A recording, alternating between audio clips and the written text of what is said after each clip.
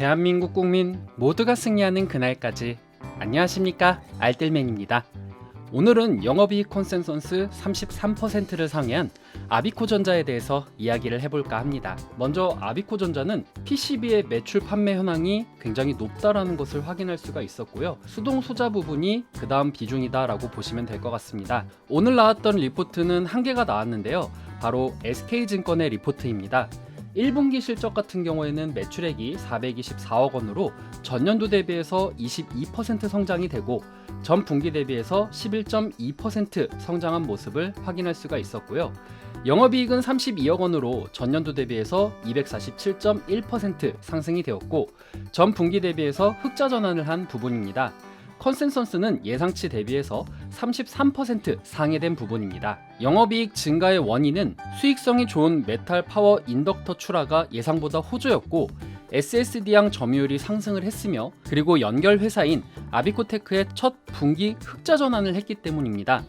또 자회사인 MLB 제품의 믹스 개선과 패키지 기판 임가공 및 매출의 본격화가 일어났기 때문에 1분기 실적 긍정적으로 나왔다라고 이야기를 하고 있네요. 그래서 2분기 때는 매출액이 456억, 영업이익은 41억 원으로 추정을 한다라고 합니다. 외주 생산 업체의 공장 가동 회복으로 인해서 메탈 파워 인덕터의 물량이 증가될 것이기 때문에 2분기 실적 기대할 만하다라고 이야기를 하고 있네요. 자, 그래서 기대감이 높은 파워 인덕터라는 부분으로 해서 1분기부터 파워 인덕터가 스마트폰, SSD향 고객사 내 점유율을 상승하고 있다라고 합니다.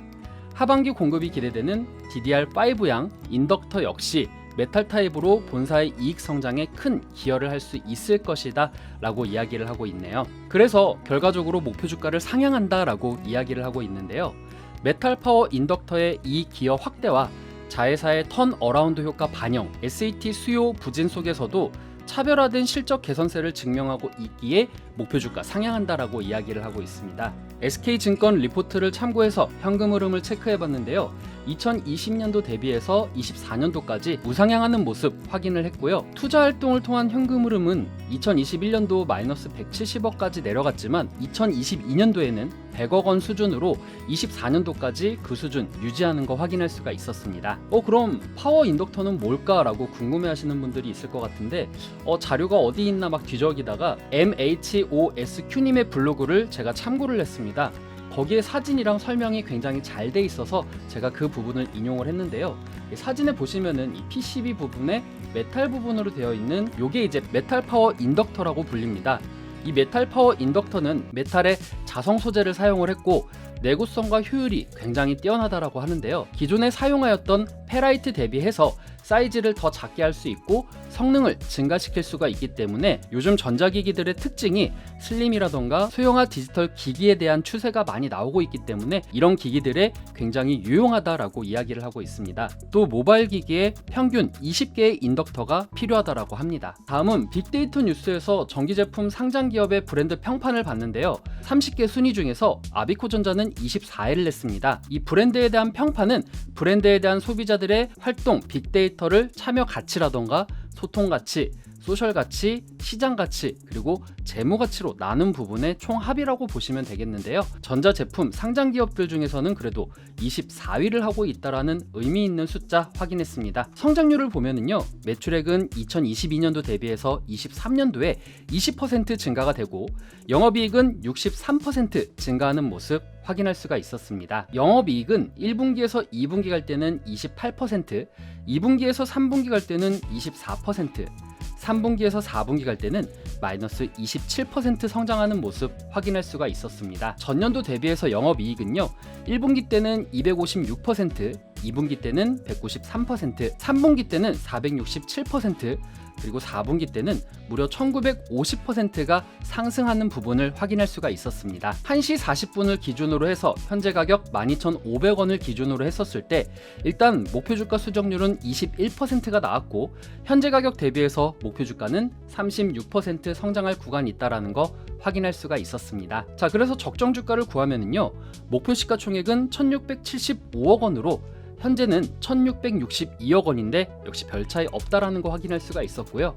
여기서 발행 주수를 나누면 적정 주가는 12,601원이 나오는데 현재는 12,500원으로서 역시 별 차이 없다라는 거 확인할 수가 있었습니다. 제 개인적인 견해에 대해서 말씀드리겠습니다. 아비코전자의 전망 80점이고 리스크는 20점의 점수를 주고 싶습니다.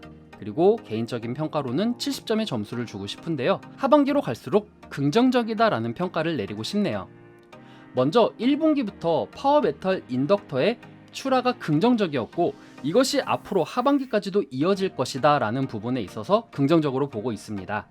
또한 DDR5의 메탈 타입의 인덕터도 기대가 되는데요. 메탈에 대한 부분으로 인해서 DDR5의 크기가 더 작아질 수도 있고 성능이 더 높아질 수도 있기 때문에 가격이 비싸도 사람들의 수요가 더 늘어날 것이다 라는 관점에서는 이런 부분들이 매출 성장을 일으키는데 큰 역할을 할 것이다 라고 생각을 하고 있습니다.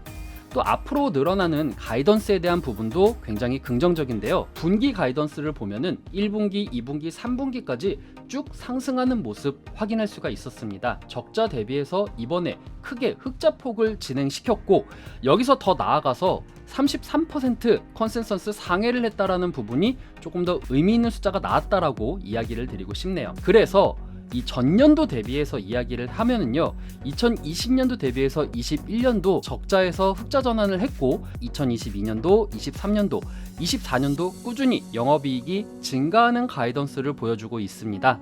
이런 부분으로 인해서 앞으로의 전망 긍정적으로 볼 수 있다라고 이야기를 드리고 싶네요. 하지만 단점도 있습니다.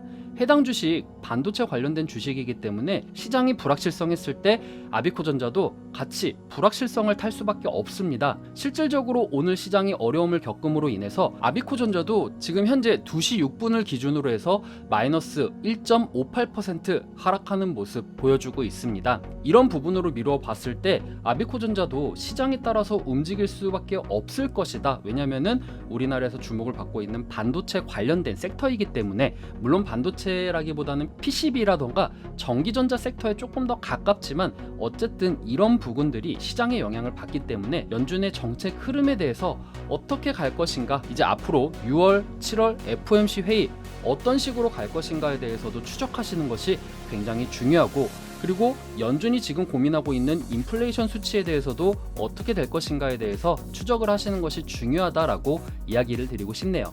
그리고 또 한 가지 우려가 되는 부분은 원자재 부분에서 동박이 들어간다라는 부분입니다. 실제 2차 전지용 동박 같은 경우에는 동박이 엄청나게 올랐기 때문에 이런 부분들이 판가를 인상함으로 인해서 어느 정도 극복을 했는데, 일단 여기에서는 동박 상승으로 인해서 판가 인상에 대한 내용은 제가 확인하지 못했습니다. 그런데 1분기 때 판가가 인상된 부분이 2분기 때부터 반영이 된다라고 했었을 때, 물론 아비코전자가 판가를 인상해서 어쨌든 수요가 탄탄하기 때문에 그 부분을 커버한다라고 하면은 이 부분은 문제가 되지 않지만, 동박의 가격이 부담스럽게 느껴진다라는 관점에서는 영업이익이 조금 더 깎일 수 있는 부분이 있기 때문에 이 동박에 대한 부분 꼭 체크를 하시는 것도 중요하다라고 이야기를 드리고 싶네요. 저는 그래서 개인적으로 70점의 점수를 주고 싶은데요. 하반기로 갈수록 긍정적인 중소기업이다라고 이야기를 드리고 싶네요. 자, 일단 그럼 선을 한번 보면은요, 정말 다행스럽게도 이 3월 16일을 기점으로 해서 추세를 타고 있습니다. 이 추세를 타고 있는데 이 매물대를 봐보면은요, 지금 전 고점이 매물대 부분으로 형성되고 있기 때문에 이 구간에서 지금 올라가지 못하고 횡보를 하고 있는 모습을 보여주고 있습니다. 그래서 이 구간에서 횡보를 했었을 때 만약에 뚫는다라고 하면은 추세를 타고 또 쭉 올라갈 수도 있는 부분이기 때문에 아직은 추세가 무너지지 않았으니까 추세를 타고 먹을 수 있는 만큼 쭉 먹는 것이 좋을 것 같다라는 생각을 하고요. 그 다음 내가 손절 라인 어떻게 잡으면 좋을까? 이 지지 라인 부근에서 매수를 하신 다음에 쭉 올라가기만을 기다릴 때 만약에 이 지지 라인을 깨트린다, 그리고 깨트렸는데 이 추세를 타는 부분, 요 라인을 깨트렸다라고 하면은 손절을 생각하시는 것이 좀 더 낫지 않을까라는 생각합니다. 자, 이렇게 해서 오늘 아비코전자에 대해서 마치도록 하겠습니다. 오늘 내용 괜찮았다 생각되시는 분들은 하단의 구독과 좋아요, 알람 설정을 눌러주시면 제가 영상을 만드는데 큰 힘이 될 것 같습니다. 오늘도 시청해주셔서 감사합니다.